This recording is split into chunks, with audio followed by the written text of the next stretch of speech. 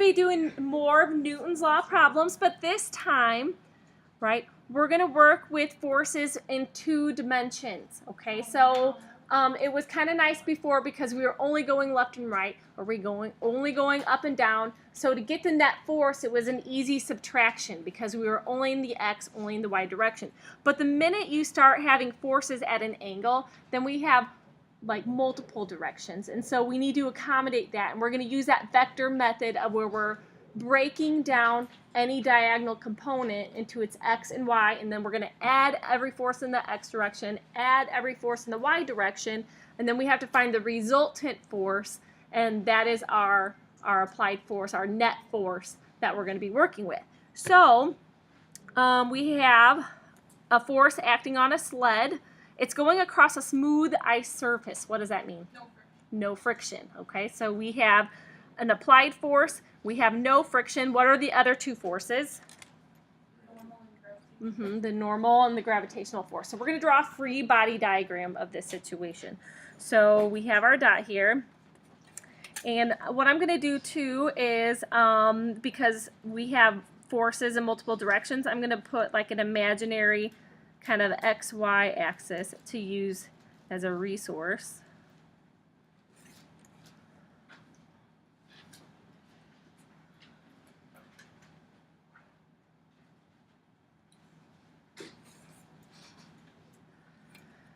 Okay, so we have some force going down. I'm actually going to draw this force first here, and here's why. If we have this, it's working at 35 degrees above the horizontal. So I'm going to draw my 35 degree here.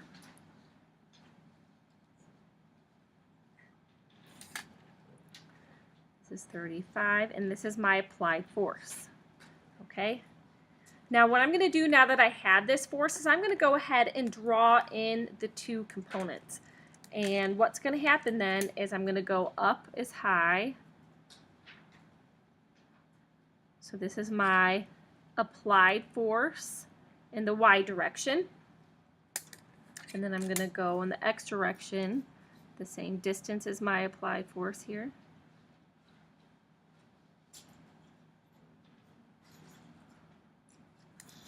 So this is my applied force in the x direction. All right. Once we have that, the other thing we know is that we have a normal force that's also working upward on the sled, okay? But what do we know about the force working up and the gravitational force working down?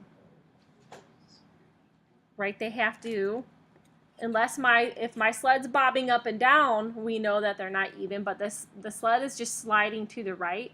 So we know that the forces working up have to equal the forces working down.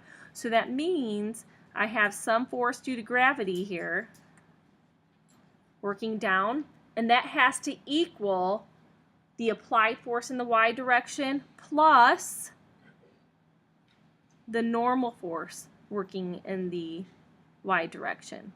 Okay, so we know that the gravitational force has to equal the normal force plus the applied force in the y direction. All right, so now we've exhausted one of my components. These 2 are equal, so there's only one force that we're referring to that is going to apply to the motion of the sled, and which one is that? So it turns out that my net force, right, if these cancel out, my net force is the applied force in the x direction. That is the only force that is causing my sled to move right. Okay? So these 2 have to equal each other, and then this is causing my sled to move to the right. So we got to find this guy. Well, if this is my x component, I have my angle, I have my resultant force, we know that this is then just equal to the applied force times the cosine of the angle that it makes with the horizontal. But we know what the applied force is. What is the applied force? 6.20. So we have 6.20 times the cosine of 35. We plug that guy in.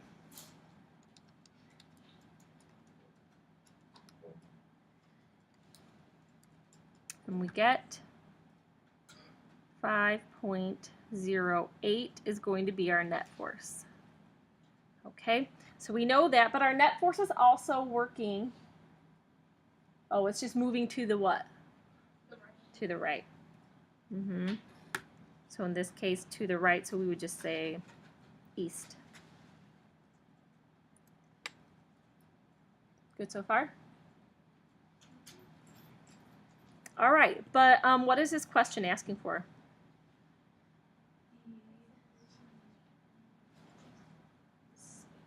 It's looking for how fast it's going after being pulled, right? So if that's the case, let's take a look at what else we have. What does the 4.6 represent? That's the mass. We used this already. The sled starts at rest. What is that? The initial velocity. And what about the 1.15 seconds is time.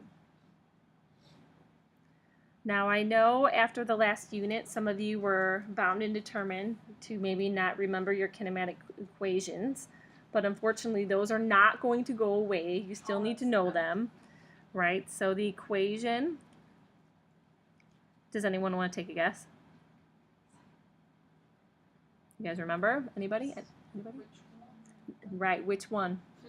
Which one would we use if we have velocity, the initial, we have the time, we have the mass. What do we not have that we're going to need?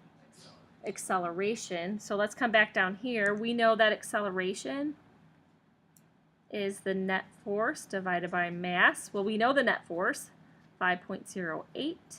What's the mass? 4.6.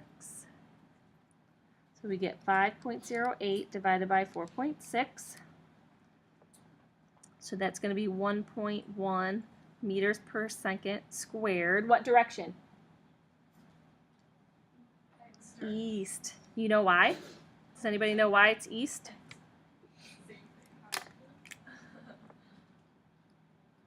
Force and acceleration always move in the same direction.